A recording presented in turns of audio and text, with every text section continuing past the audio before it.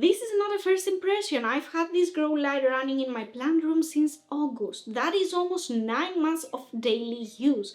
I've had this light turning on every single day with no exceptions at all. And in that time, it has genuinely changed the way that my plant corner looks and feels, not just how my plants grow.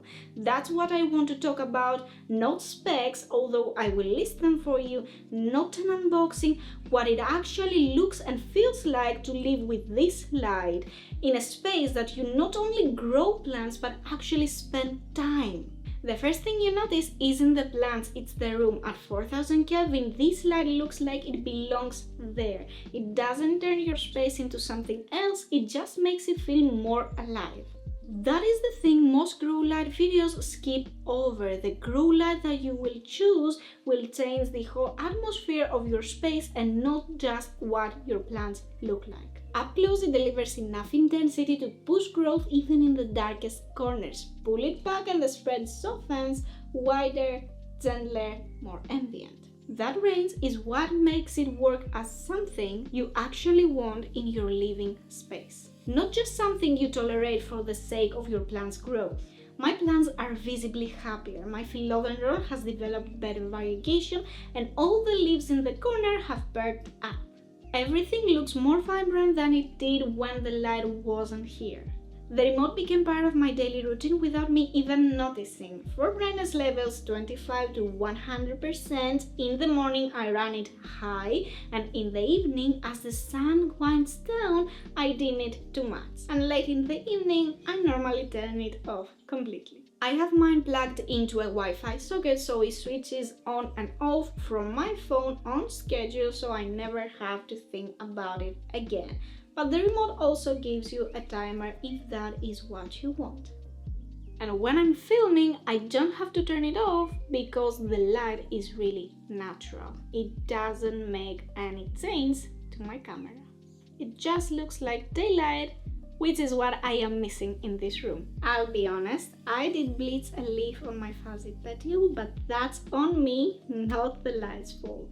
I had it really close, full intensity, and I learned my lesson. After that, I decided to move the light back instead of dimming down its intensity, and here is the fun part. Now the light spill actually reaches my ferns too, so they are all thriving together in their own microclimate. So what started as a mistake turned into a better setup than what I had before. Distance with a light this powerful isn't a limitation. It is simply something you learn to use. But if you ever want less intensity without moving the light back, then the remote will handle that. You simply dial it down and the problem is fixed.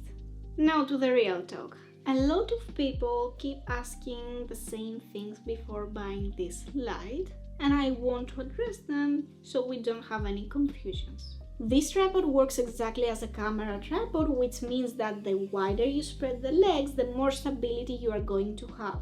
Keep them close and instability is your guest. Another thing that you can do is put it in a corner or put something heavy in front of it so you can keep it stable and not trip it over. Now, I don't have this problem personally, but since I've seen this question pop up a lot, I think that this is worth noting before you set it up. The second one is heat. This one gets hot with extended use, not warm, hot. I keep mine in a corner away from anything that moves, so if you have active pets or small kids, placement matters more than what it would with a lower wattage lamp. It's not a reason not to buy it, it is something you should think about before you decide where it lives. The third one is the style. This light looks industrial, so it might not fit everyone's interior style. If your space looks warm and minimal, this might not look its best as it is. But what you can do is simply add a lampshade or something that does not restrict the airflow, and it changes the game.